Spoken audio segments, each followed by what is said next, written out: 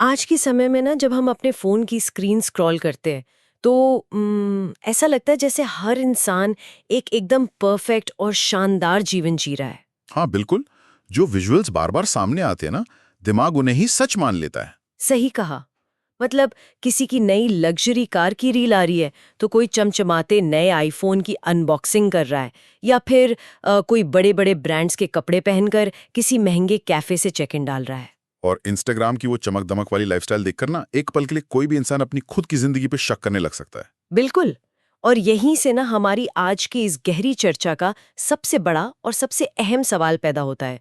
वो सवाल ये है कि क्या अमीर दिखना और सच में अमीर होना, ये दोनों एक ही बातें हैं? ये बहुत ही बढ़िया सवाल है। और अगर सच कहूं तो हम एक ऐसे दौर में जी रहे हैं जहां दिखावे की संस्कृति ने ना असली संपत्ति की जगह ले ली है। हाँ, मतलब ऐसा लगता है जैसे हमारे आसपास बहुत से लोग सिर्फ अमीर दिखने की इस रेस में भाग रहे हैं। बिल्कुल भाग रहे हैं। लोगों ने एक ऐसा फेक आवरण ओढ़ लिया है जो बाहर से तो बहुत चमकदार है, लेकिन अंदर से पूरी तरह खोखला है। बिल्कुल आर्थिक रूप से बेहद कमजोर हैं लोग। तो आज के हमारे जो स्रोत है ना, उनका पूरा फोकस इसी इल्यूजन ऑफ वेल्थ पर है।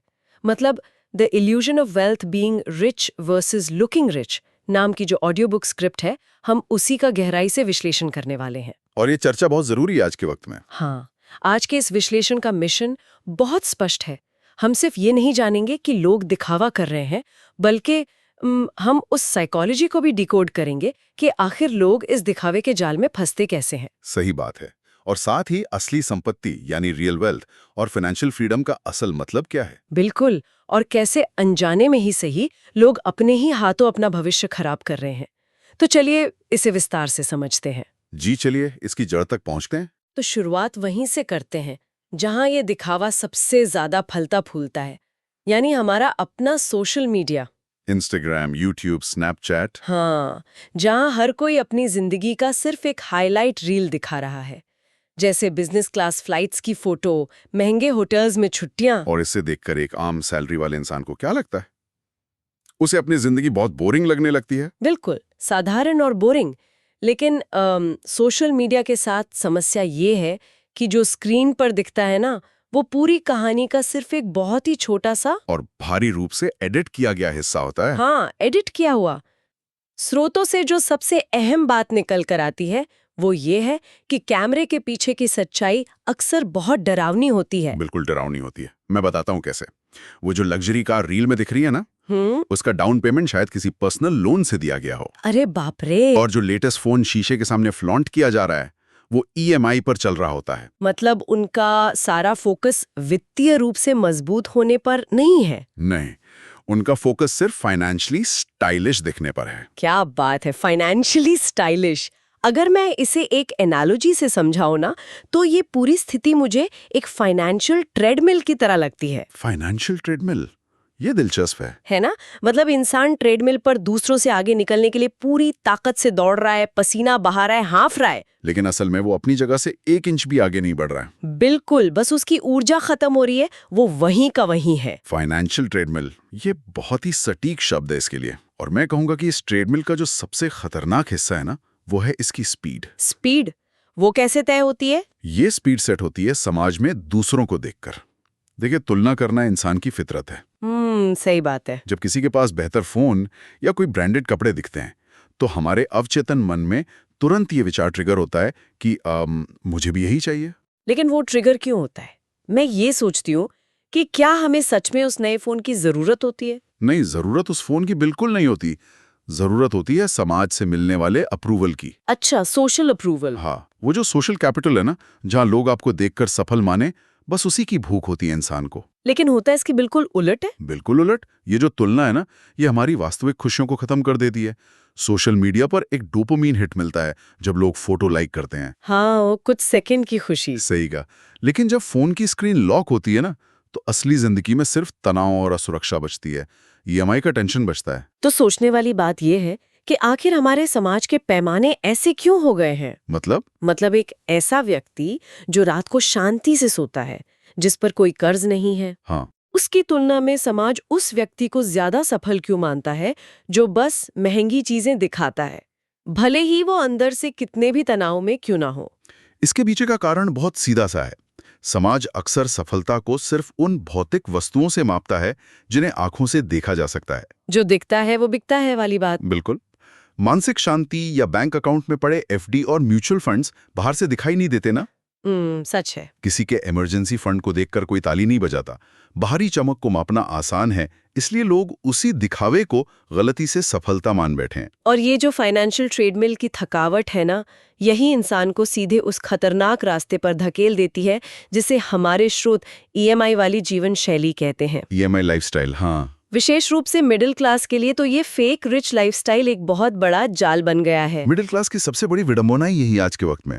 महीने की पहली तारीख को सैलरी आती है और आते ही गायब। बिल्कुल, आते ही वो पैसा ईएमआई, क्रेडिट कार्ड के बिल और ऑनलाइन शॉपिंग के उन ऑर्डर्स में बढ़ जाता है जो शायद सिर्फ बोरियत मिटाने के लिए किए गए थे। हाँ, मतलब रात को स्क्रॉल कर रहे हैं और कुछ ऑर्डर कर दिया और महीने की 10 या 15 तारीख तक बैंक अकाउंट एकदम खाली हो जाता है। और फिर इंसान अगली सैलरी का इंतजार करने लगता है।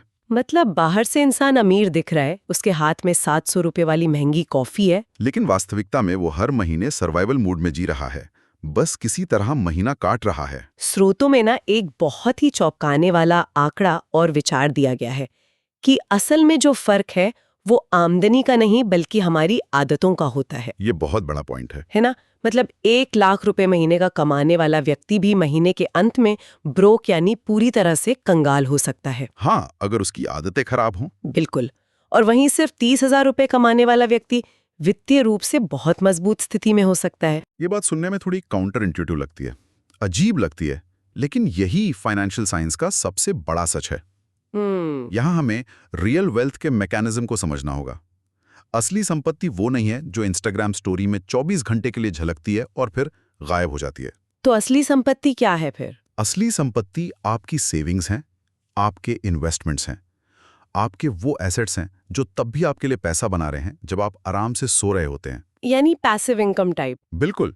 एक असली अमीर इंसान लायबिलिटीज पे खर्च नहीं करता। लायबिलिटीज मतलब वो चीजें जो आपकी जेब से पैसा बाहर निकालती हैं। असली अमीर इंसान इन पर खर्च करने के बजाय एसेट्स बनाने पर फोकस करता है। अच्छा, यहाँ मैं ना थोड़ा एक आम इंसान वाला तर्क रखना चाहूंगी। जी बताइए। मान लीजिए किसी ने दिन रात एक करके बहुत मेहनत से पैसा कमाया है। हाँ। तो वो इस पैसे को अपनी पसंद की महंगी चीजों पर खर्च क्यों ना करे? आखिर पैसा कमाने का मतलब ही क्या है अगर हम अपनी इच्छाओं को पूरा करके जीवन का आनंद ना ले सके? ये एक बहुत ही वैलिड सवाल है। मतलब क्या सारी उम्र सिर्फ एक्सेल शीट देखकर गुजार दी जाए कि कितना पैसा बचा लिया?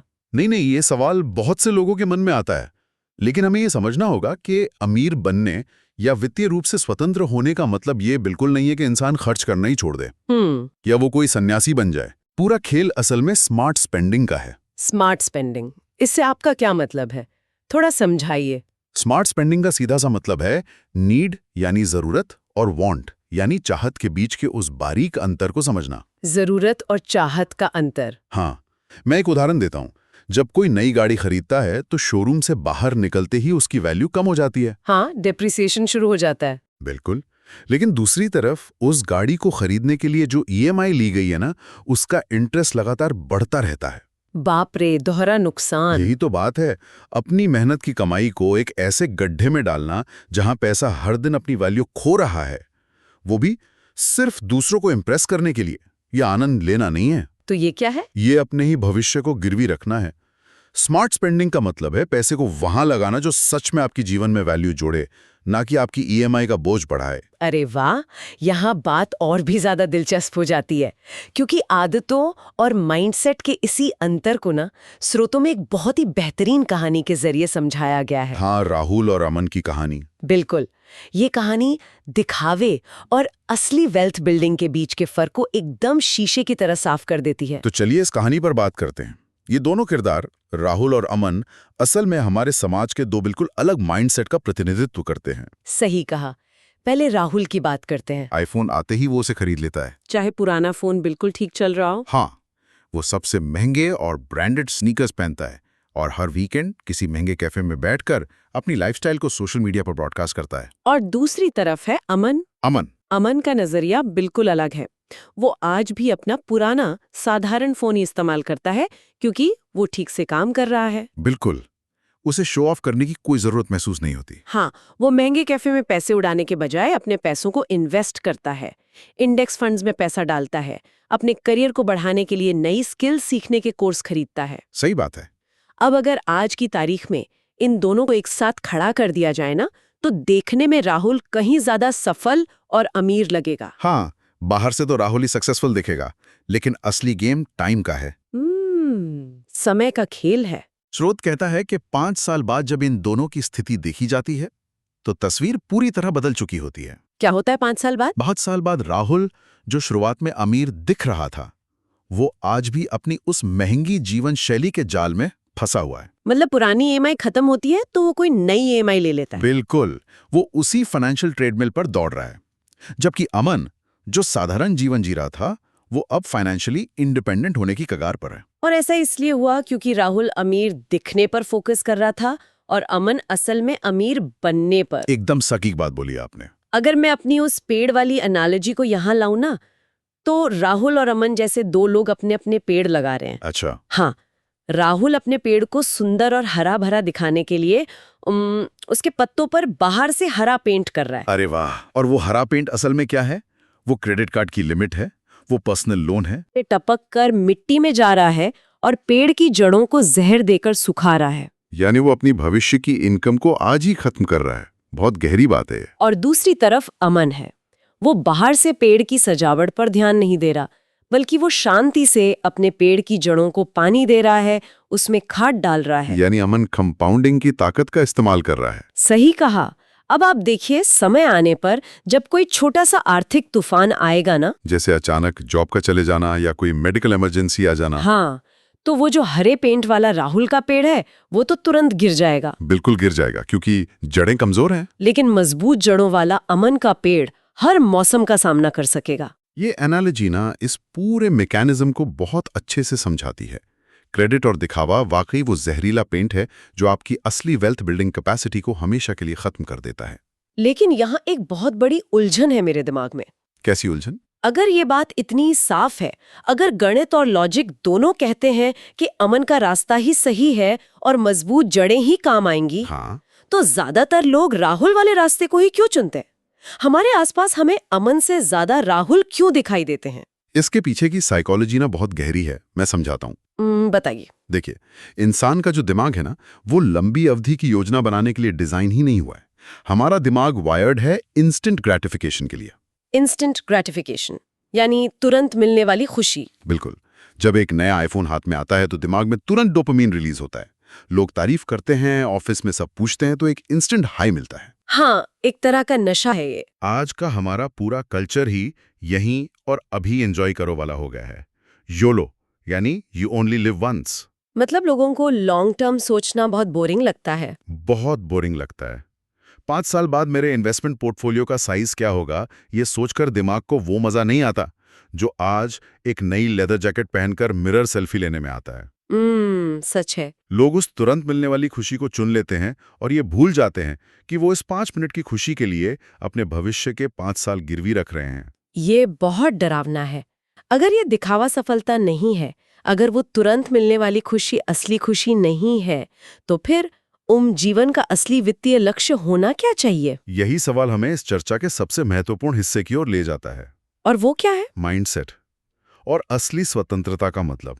माइंडसेट पर बात करते हैं। स्रोतों में एक बहुत ही रोचक पैटर्न का जिक्र है ना? हाँ, अगर आप दुनिया के सबसे बड़े अरबपतियों या जो सेल्फ मेड रईस होते हैं उन्हें देखें तो आप एक चीज नोटिस करेंगे। क्या? वो अक्सर बहुत ही साधारण कपड़े पहनते हैं। उनका लाइफस्टाइल बहुत लो प्रोफाइल होता है, जिसे फाइनेंशियल दुनिया में अक्सर स्टेल्थ वेल्थ कहा जाता है। स्टेल्थ वेल्थ यानी छुपी हुई संपत्ति। लेकिन ऐसा क्यों? मतलब उनके पास तो दुनिया की कोई भी चीज खरीदने का पैसा है। वो तो रोज नए ब्रांड्स पहन सकते हैं। पहन सकते हैं, लेकिन पहनते नहीं हैं, क्योंकि उन्हें अब किसी को कुछ साबित नहीं करना है। उन्हें दूसरों को प्रभावित करने की कोई जरूरत ही नहीं महसूस होती। उनका जो आत्मविश्वास है ना, वो उनके बैंक बैलेंस या उनके कपड़ों से नहीं, बल्कि उनके मजबूत माइंडसेट और उनकी उपलब्धियों से आता है। सही बात है। अमीर लोगों का जो असली माइंडसेट होता है ना, उसका सारा फोकस नई चीजें सीखने, अपने पैसे को सही जगह इन्वेस्ट करने, मार्केट के उतार चढ़ाव में धैर्य रखने और एक कड़े अनुशासन पर होता है। और इसके बिल्कुल उलट एक गरीब माइंडसेट का पूरा ऑपरेटिंग सिस्टम ही दिखावे, पल भर की खुशी और दूसरों के साथ अपनी तुलना करने पर चलता है। बिल्कुल सटीक। और यही माइंडसेट का अंतर ये तय करता है कि आप पैसे को किस नजरिए से देख रहे हैं। ज्यादातर लोग सोचते हैं कि पैसा सिर्फ महंगी चीजें खरीदने का कूपन है, लेकिन स्रोतों से जो सबसे बड़ा सबक मिलता है वो ये है कि पैसे का असली लक्ष्य लग्जरी या विलासिता बिल्कुल नहीं है। तो पैसे का असली लक्ष्य क्या है? पैसे का असली लक्ष्य है स्वतंत्रता, यानी फ्रीडम। फ्रीडम। मैं चाहूंगी कि हम इसे थोड़ा और डिकोड करें। यहाँ किस तरह की फ्रीडम या आजादी की बात हो रही है? यहाँ बात हो रही है अपनी शर्तों पर जीवन जीने की फ्रीडम की। सोचिए, अगर आपके बैंक में पर्याप्त पैसा है, आपके पास एक अच्छा इमरजेंसी फंड है, तो आप अपना काम खुद चुन सकते हैं। आपको वो नौकरी सिर्फ इसलिए नहीं करनी पड़ेगी क्योंकि अगले महीने कार की ईएमआई भरनी है। हाँ, इंसान मजबूरी में काम नहीं करता फिर। बिल्कुल। आप अपने परिवार के साथ मनचाहा समय बिता सकते हैं। और सबसे जरूरी बात बताऊं? जी बताइए। जब कोई बॉस या कोई स्थिति टॉक्सिक हो जाए, जब चीजें आपके उसूलों या आपकी मेंटल हेल्थ के खिलाफ जाने लगें, तो आप बिना डरे, बिना दो बार सोचे उस स्थिति को ना कह सकते हैं। बहुत बड़ी बात कही आपने। यानी पैसा असल में आपको ना कहने की ताकत देता है। 100%। ये जो ताकत है ना, ये स्वतंत्रता आपको दुनिया की कोई भी महंगी कार या लिमिटेड एडिशन घड़ी नहीं दे सकती। बिल्कुल नहीं दे सकती। ये स्वतंत्रता केवल तभी मिलती है जब आप आर्थिक रूप से सुरक्षित होते हैं और आप पर किसी का कर्ज नहीं होता। लेकिन यहाँ ना मुझे एक प्रैक्टिकल समस्या नजर आती है। कैसी समस्या? देखिए, बजट बनाना, अपना पैसा बचाना, इंडेक्स फंड्स में इन्वेस्ट करना और बिना कोई नई चीज खरीदे एक ही रूटीन को सालों तक फॉलो करना, ये सब सुनने में ही बहुत नीरस और बोरिंग लगता है। बोरिंग तो लगता है, हाँ। जो जनरेशन रातों रात सफलता चाहती है, जो हर चीज बस 1 क्लिक पर चाहती है, वो इस लंबी और बोरिंग प्रक्रिया से प्यार कैसे कर सकती है? ये एक बहुत बड़ा चैलेंज है। ये सच है कि शुरुआत में सेविंग्स करना और अनुशासन में रहना उबाऊ ही लगता है। हाँ, उसमें कोई थ्रिल नहीं है, कोई चकाचौंध नहीं होती इसमें। लेकिन हमें संपत्ति निर्माण की सच्चाई समझनी ही होगी। वेल्थ रातों रात नहीं बनती, ये कंपाउंडिंग के जरिए धीरे धीरे बनती है। और जो सफलता लॉटरी की तरह रातों रात मिलती है ना, वो ज्यादा टिकती भी नहीं है। तो फिर इस बोरियत को कैसे दूर किया जाए? इसे बोरियत के नजरिए से देखना ही छोड़ना होगा। मतलब जब कोई लगातार बचत करता है और कुछ समय बाद उसके पास 6 महीने या 1 साल का इमरजेंसी फंड तैयार हो जाता है, तो उस फंड को देखकर जो शांति मिलती है ना, वो किसी भी थ्रिल या डोपामिन हिट से बड़ी होती है। हाँ, एक सिक्योरिटी का एहसास होता है। बिल्कुल। असली सफलता कोई डिजाइनर बैग या सोशल मीडिया के 10,000 फॉलोअर्स नहीं है। असली सफलता है शांति, स्थिरता और एक तनाव मुक्त जीवन। बहुत ही खूबसूरत बात कही आपने। जब कोई इंसान पहली बार इस मानसिक शांति का अनुभव कर लेता है, जब उसे एहसास होता है कि उसके पास जिंदगी में फैसले लेने के विकल्प यानी ऑप्शंस हैं, तब ये सेविंग्स की प्रक्रिया उसे नीरस नहीं लगती। तब क्या लगती है? तब ये उसे एक सुपर पावर लगने लगती है, क्योंकि बुरे वक्त में ऑप्शंस होना ही दुनिया की सबसे बड़ी ताकत है। बिल्कुल सही बात है, बुरे वक्त में ऑप्शंस होना सुपर पावर है। तो इस पूरी चर्चा का, आज के इस डीप डाइव का असल में क्या निष्कर्ष निकलता है? इसका निष्कर्ष बहुत साफ है। दुनिया के सामने अमीर दिखना बहुत ही आसान काम है। इसके लिए बस आपको अपना क्रेडिट कार्ड स्वाइप करना है और अपनी भविष्य की कमाई को आज ही खर्च कर देना है। हाँ, वो तो कोई भी कर सकता है। लेकिन सच में अमीर बनना एक मुश्किल और लंबी प्रक्रिया है। इसके लिए फाइनेंस की समझ, धैर्य, अनुशासन और एक ऐसा माइंडसेट चाहिए जो दूसरों की राय से प्रभावित न हो। और ये ना हर उस इंसान के लिए एक बहुत ही स्पष्ट विचारणीय बिंदु है जो अपने भविष्य को लेकर गंभीर है। मतलब ये तय करना होगा कि ध्यान कहाँ है। बिल्कुल। क्या सारी ऊर्जा सिर्फ अपनी बाहरी छवि या इमेज सुधारने में खर्च हो रही है, या फिर अपनी असल आर्थिक आजादी के लिए कोई ठोस नींव बनाई जा रही है? सही कहा। इस पूरे विश्लेषण का सबसे बड़ा महत्व यही है कि ये उस इल्यूजन, उस दिखावे के भ्रम को तोड़ता है। यह हमें प्रेरित करता है कि दूसरों की झूठी जिंदगी से ईर्ष्या करने के बजाय अपने लिए एक तनाव मुक्त और सुरक्षित भविष्य बनाने पर काम किया जाए। वाकई ये एक बहुत ही गहरी और आंखें खोलने वाली चर्चा रही। अमीर दिखने और अमीर होने का ये जो भ्रम है ना, इसके मैकेनिज्म को समझना आज के समय में सर्वाइवल के लिए जरूरी हो गया है। जी बिल्कुल जरूरी है। और अब इस विश्लेषण के अंत में एक ऐसा विचार छोड़कर जाते हैं जिस पर शांति से बैठकर सोचने की जरूरत है। जी। कल्पना कीजिए कि अगर कल सुबह उठते ही इंटरनेट और सोशल मीडिया पूरी तरह से खत्म हो जाए, कोई इंस्टाग्राम ना रहे, कोई फेसबुक ना रहे, सोचकर ये अजीब लगता है ना? और दुनिया में कोई भी इंसान किसी की महंगी कार, लेटेस्ट फोन या ब्रांडेड कपड़ों की तस्वीरें न देख पाए। तो सोचने वाली बात यह है कि क्या तब भी वही चीजें खरीदी जाएंगी जो आज खरीदी जा रही हैं? बहुत ही गहरा सवाल है ये। या फिर पैसे खर्च करने का पूरा नजरिया और जीवन जीने का तरीका ही बदल जाएगा? इस पे सोचिएगा जरूर।